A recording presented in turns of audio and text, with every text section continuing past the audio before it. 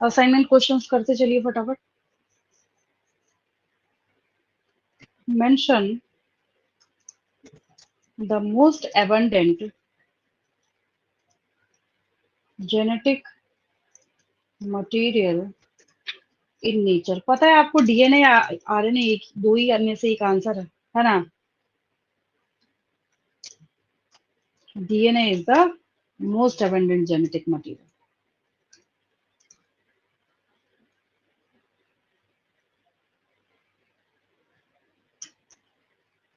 Next, which nitrogenous base is present only in DNA? Thymine copyrighted है इसके लिए, और आपको आरएनए में कभी भी देखने को नहीं मिलेगा।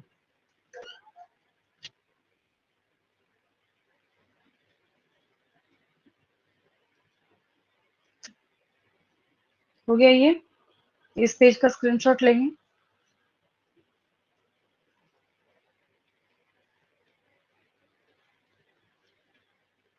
Yes, ma'am.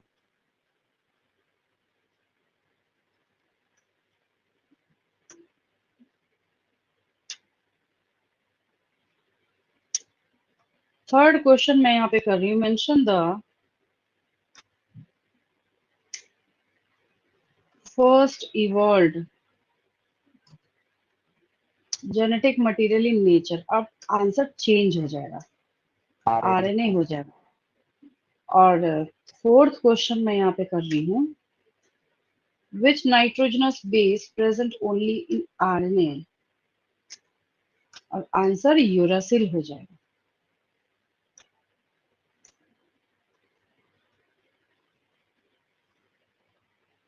चलिए इसका स्क्रीनशॉट लेंगे।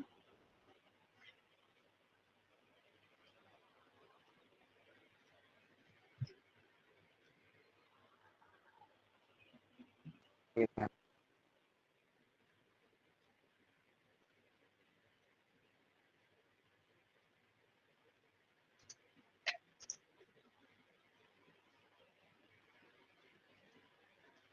Who proposed double helical structure of DNA? Watson and Crick का नाम याद रखेंगे।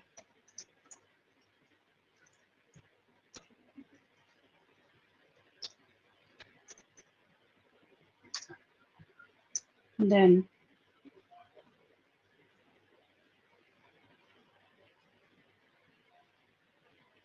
mention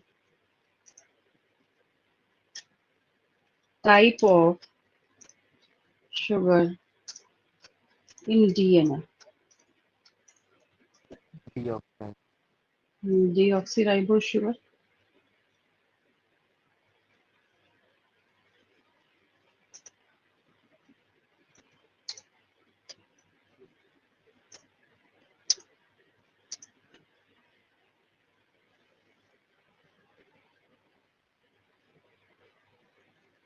Mention the bonds between all nitrogenous bases. अब एक चीज देखिए, ये क्वेश्चन जो मैं आपको सिखा रही हूँ, हालांकि आपका सीखा हुआ है, वो मैं आपको नेक्स्ट क्लास में इससे बहुत सारे क्वेश्चंस भी करवाऊंगी और आगे कुछ कॉन्सेप्ट्स भी करेंगे हम लोग। देखिए, अभी अभी आपने जो 4 नाइट्रोजनस बेस सीखा, उसमें 4 नाइट्रोजनस बेस में आपने क्या देखा? एडेनिन, गुआनिन, साइटोसिन, थाइमिन, अगर हम डीएनए की बात करें। और आरएनए में क्योंकि आरएनए डबल स्टैंडर्ड नहीं होता, आगे जाके बायोटेक में आप पढ़ेंगे कि उसको डबल स्टैंडर्ड बनाया जाता है लैब में, अगर आपको कभी इंटरफेरेंस करना हो आरएनए के एक्सप्रेशन को तब। ऐसे नॉर्मली अगर आप देखने की कोशिश करें तो कभी भी आपको नहीं नजर आएगा आरएनए डबल स्ट्रैंड, नेचर में तो हालांकि होता ही नहीं। तो यहाँ पे जो चीज आपको याद रखनी है वो ये है कि जब कभी भी नाइट्रोजनस बेसिस को आप एनालाइज करने का काम करेंगे, तो ये बिल्कुल मानी हुई बात है। यहाँ पे बॉन्ड उतना अच्छा नहीं दिख रहा, दूसरा इमेज में आपको शो करती हूँ।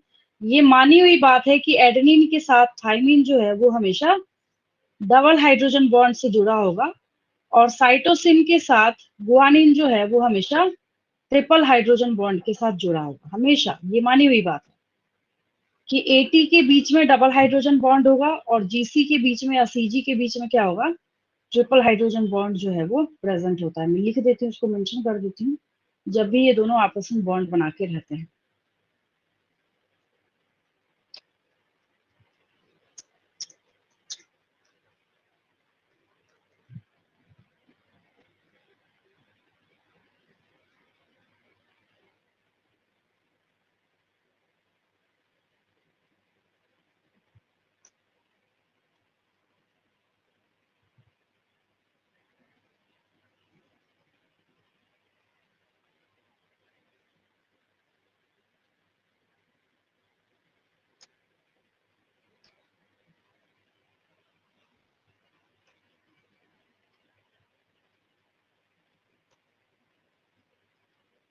देखिए, तो आपको यहाँ पे क्या नजर आ रहा है, ये क्या है, एडेनिन है पिंक कलर का, थाइमीन है ग्रीन कलर का। तो यहाँ जो हाइड्रोजन बॉन्ड है ये डबल हाइड्रोजन बॉन्ड है, ठीक है। ए और टी के बीच में क्या है, यहाँ पे डबल हाइड्रोजन बॉन्ड है, और सी और जी के बीच में यहाँ पे क्या है, ट्रिपल हाइड्रोजन बॉन्ड है। तो यही मैंने क्वेश्चन पूछा, mention the bonds between all nitrogenous bases, मतलब आपको यहाँ पे सारे जो नाइट्रोजनस बेसिस है उनके बीच में आपको बॉन्ड समझ आता है या नहीं आता है। तो आंसर में मैं यहाँ पे लिख देती हूँ, इन डीएनए एडेनिन ऑलवेज, मतलब इसमें कोई चेंज आप कर ही नहीं सकते हैं, adenine always binds with thymine bye double hydrogen bond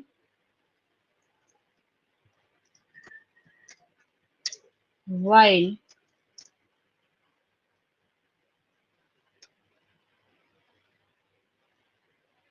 अब देखिए इसको क्या चेंज करना है, while साइटोसिन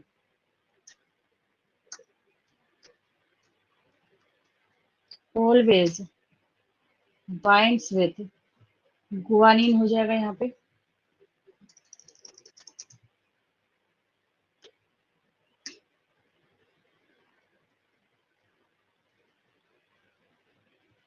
बाय डबल को ट्रिपल कर देंगे,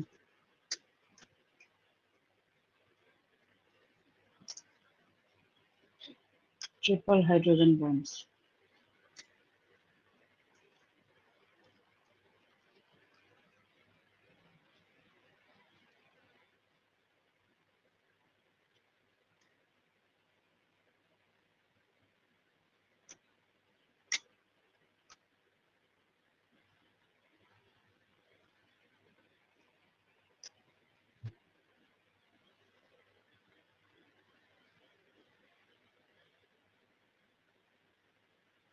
इस पेज का स्क्रीनशॉट लेंगे और ये स्ट्रक्चर जरूर बना लेंगे अपने नोटबुक में, जो बॉन्ड्स का स्ट्रक्चर है। हो गया done.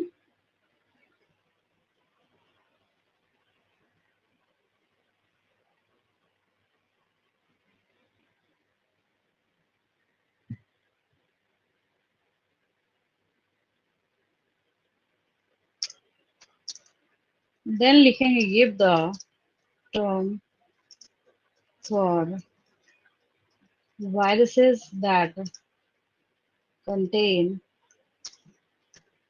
RNA as genetic material।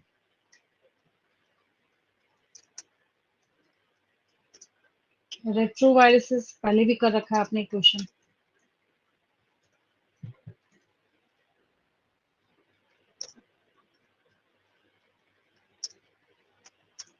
Ninth question, differentiate between purine and pyrimidine। आपके एग्जामिनेशन पॉइंट ऑफ व्यू से ये 3 मार्क्स का या 2 मार्क्स का क्वेश्चन होगा, ठीक है। और 10th question, differentiate between DNA and RNA। ये मैंने आपको लिखवाया जरूर है, लेकिन आपको इसको बिना देखे हुए लिखना है। एक बार रिकॉल करने की कोशिश करेंगे कि मैंने आपको जितने पॉइंट्स बताए हैं उसमें से कहीं कुछ लिखने समझने में दिक्कत तो नहीं आ रही है।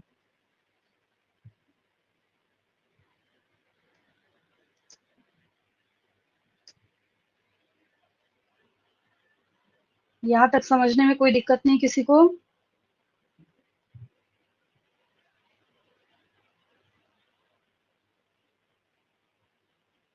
Yes, ma'am. और इस चैप्टर में एक चीज है जो मैं आपको बता रही हूँ, यहाँ पे कोई भी एक्स्ट्रा एडिशनल जो है यहाँ पे कॉन्सेप्ट नहीं बीच में इंसर्ट करेंगे अपनी तरफ से।